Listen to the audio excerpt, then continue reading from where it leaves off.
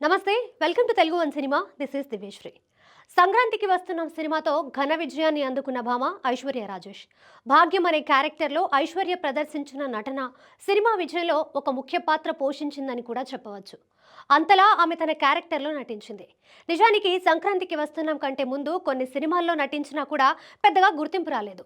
అలాంటిది ఇప్పుడు తెలుగు వారి భాగ్యంగా తెలుగు ప్రేక్షకుల మనసుల్లో సుస్థిర స్థానాన్ని సంపాదించుకుంది.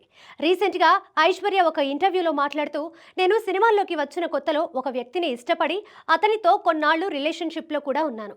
కానీ కొన్ని రోజుల తర్వాత అతడి నుంచి వేధింపులు ఎదుర్కోవడంతో రిలేషన్ నుంచి బయటికి వచ్చాను. ఆ తర్వాత ఇంకొకరితో కూడా రిలేషన్షిప్ కొనసాగించాను. అతని నుంచి కూడా వేధింపులు రావడంతో తప్పుకున్నాను. ప్రస్తుతానికైతే సింగిల్గానే ఉంటున్నాను. కానీ నా లైఫ్లో జరిగిన 2 సంఘటనల దృష్ట్యా లవ్లో పడాలంటే భయం వేస్తోంది. ఎందుకంటే నేను చాలా ఎమోషనల్. ప్రేమించే సమయం కంటే బ్రేకప్ అయినప్పుడు వచ్చే బాధ నుంచి బయటికి రావడానికి చాలా సమయం పడుతుందని చెప్పుకొచ్చింది.